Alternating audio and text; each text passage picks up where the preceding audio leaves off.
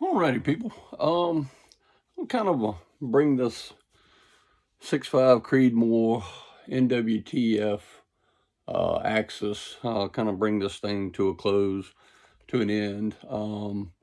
Also, just if you watch one of my earlier videos, I did an unboxing of the this 6-hour Buckmaster. This is a 3x12x44 scope, and I guess kind of to wrap that one up too, my thoughts on this scope rifle and working up the loads and everything on this. This rifle has got a 20-inch barrel. I have another Savage Axis. This particular rascal here. This is one that I bought at Walmart.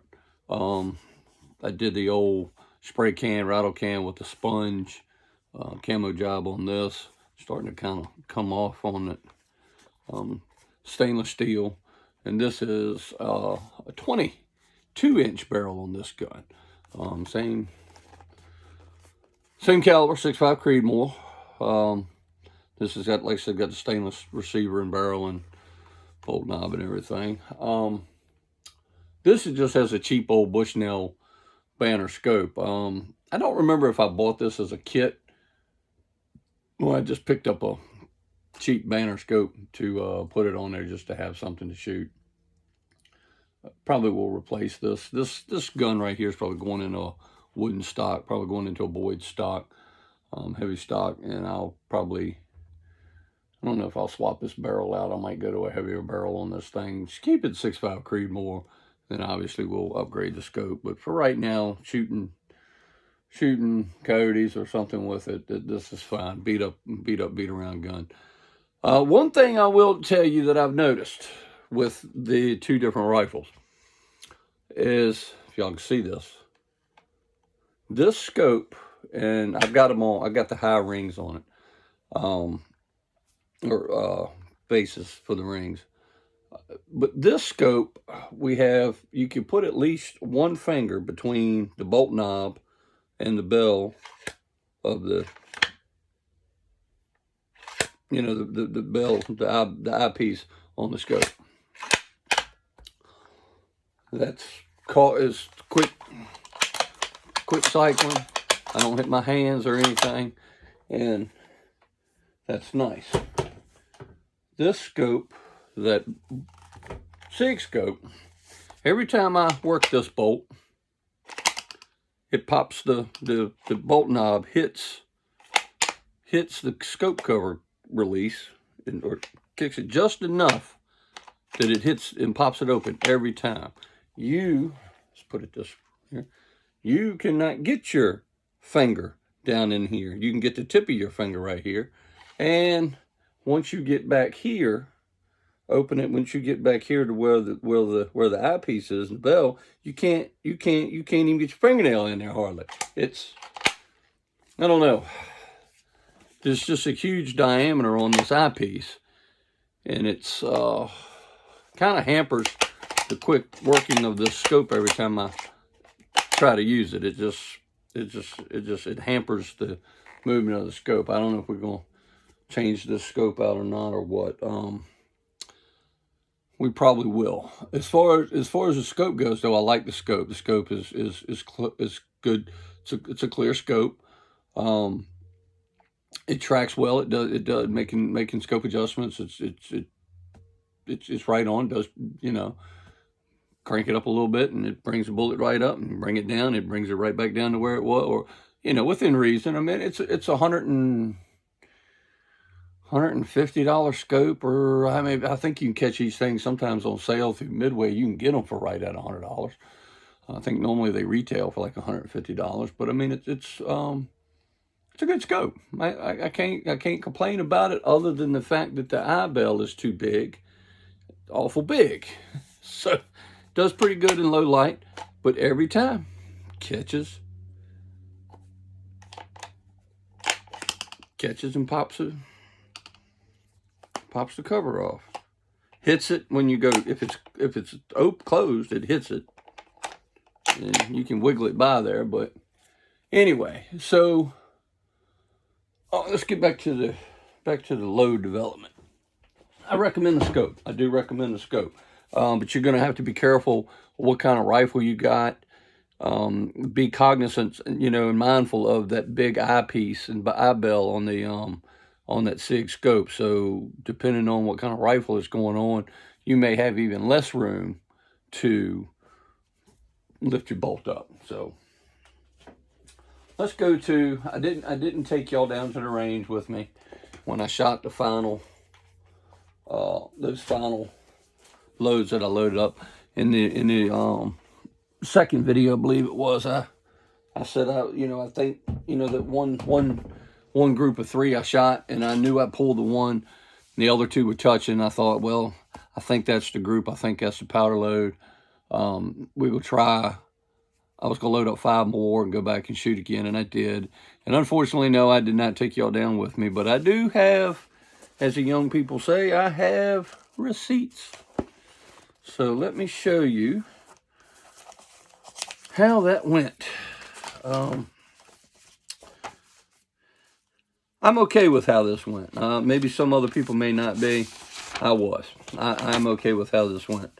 My brother was with me down there when we shot it, and he nodded his head. So I loaded 6 rounds.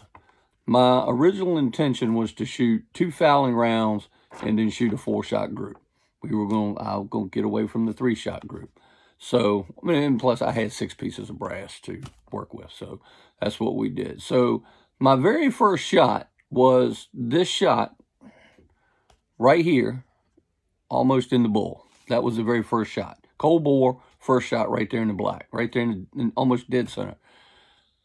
So looking down the scope and looking at it, I said, where the hell did I hit it? Where did I hit it? I couldn't, it was kind of hard to tell. So I whipped out the spotting scope, looked down there, I said, man, let's rock on. Let's just rock on. Let's shoot the other 5. So I did. So shot that one. My second shot was this dude way over here is barely hanging on to the orange. I was like, oh crap. So well, let me buckle down here a little bit and try a little harder. So then we had shots 2, 3, well, 1, 2, then we had 3, 4, and 5 right here. And I was like, oh, look at this, man. This thing is shooting a group. I am tickled to death with this. And then my last shot, well, we got way over here. So that's probably me. Probably me. I was tickled to death with this thing. So, but you know what?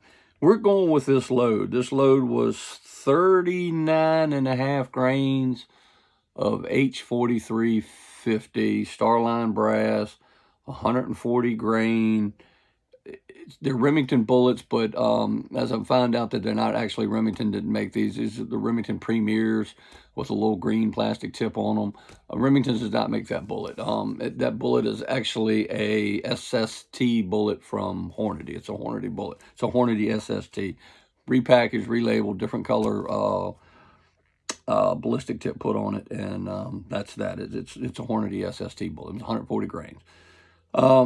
So I was really, I did bring my chronograph, and they were shot over the chronograph to see what they would do, and so that is one of the reasons why I was mentioning the difference in the barrel lengths. This being a 20-inch barrel, and my other Creedmoor having a 22-inch barrel. I have not shot those loads in the other Creedmoor, so I'm not sure. I don't, 2 inches in the difference, I don't know. But I wasn't happy with the velocity. They were only like 2680 was my, and that's the one thing I wrote down somewhere, but I don't remember where in the heck I wrote it down at. I may have lost that piece of paper along with all these targets, because I had the paper out there with me. And I wrote it down, was writing down the averages. Well, I wrote down the velocities, and then I averaged it all out. And I want to say 2680 is what I recall. So I was kind of upset about that. I was thinking I was thinking I'd get a little more velocity out of that thing than 2680. Not quite 2,700 feet per second. Not. I just thought that rifle. I know the barrel's 2 inches shorter, and I'll have to see. I've got some other loads that I worked up with this other rifle using 140 grain Spear. It's a Spear Gold Dot. I think it's Spear Gold Dot. And the 6.5 Creedmoor, I think, is actually a bonded bullet, which is probably a better bullet than that Hornady bullet. I'm not a fan of Hornady bullets, y'all. I'm sure y'all heard me say that time and time again. Yes, they shoot accurate. I've got no problems with their accuracy. I just don't like how they perform in game. I've seen the bullets fragment and blow apart, explode time and time again. I am old school with that. A bullet should hold together.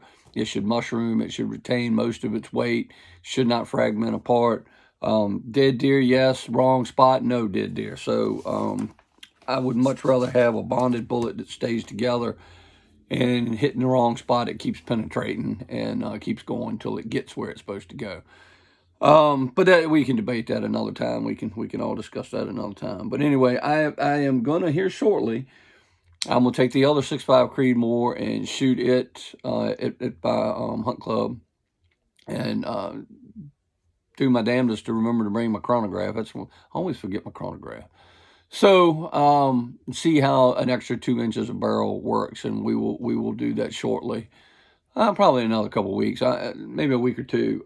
I got to get down there and start shooting before turkey season. If we get close to turkey season, because then everybody's gonna be turkey hunting, spring gobbler hunting, and everybody be pissing and moaning that we're down there shooting at the target. So even if you give them a Saturday and wait till after 12 and they all leave, they'll still be fussing you shooting down there during turkey season. Yes, some people are.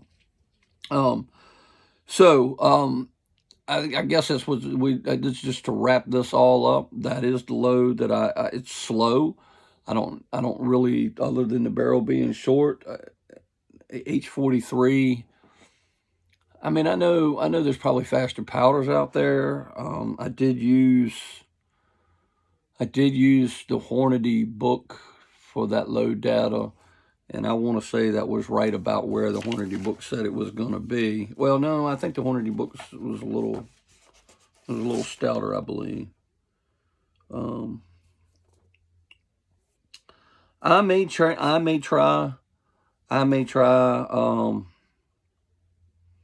some of the IMR 4451. I may try. I do have some Ramshot Hunter. If my memory serves me correct, I don't shoot the Ramshot powders a whole lot. I bought some Ramshot Hunter and Ramshot Big Game a while back. I've shot 270 with it. I've loaded some 270 loads with it. And I'm pretty sure the Ramshot stuff runs a little faster. It's a little hotter, I think. I'm not going to say hot, like, flattened primer's hot. It's just, I think it's got just more velocity. I think those powders carry a little more velocity. So, I might shoot some Ramshot through it and see if I can't bump up the velocities.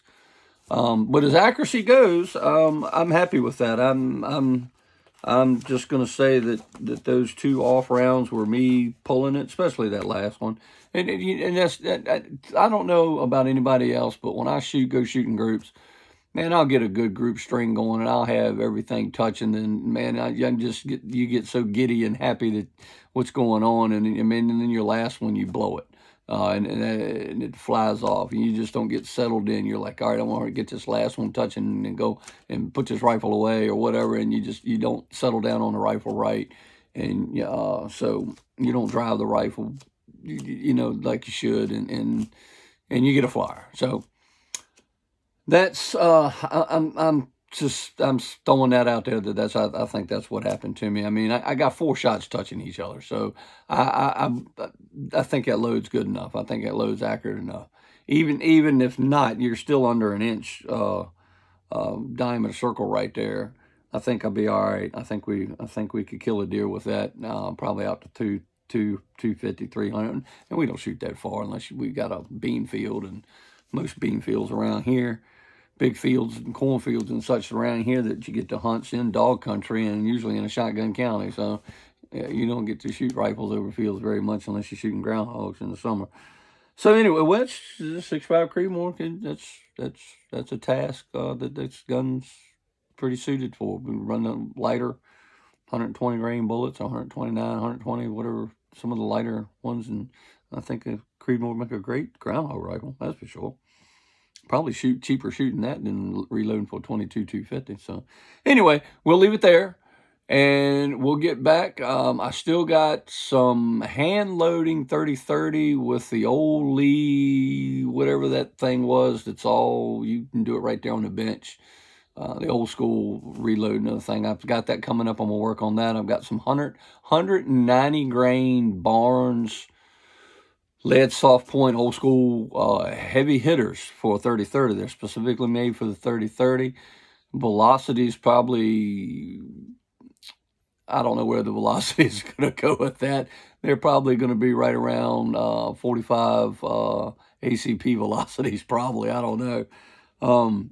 Especially out of a short 18, 19, 20 inch, whatever, Model 94, Winchester Model 94 barrel length is. What are they, 19 inches, 20 inches, something like that. So velocity is not going to be too great out of that. But they be heavy hitters. 190 grains, that's a heavy bullet. That would be a lot of the old boys up in the mountains. They still use them old Winchester 30-30s bear hunting behind hounds, and they use the Marlin 336s and 30-30 behind hounds. That would be that 190 grain bullet shooting one bayed up in a laurel thicket or bayed up in or treed. That's a heavy hitter bullet. I mean, when you shoot them in the tree and they hit the ground, you need them to be dead so they don't start grabbing dogs. So we're going to test that. That'll be coming up shortly too here. We may have to wait till after spring gobbler's over or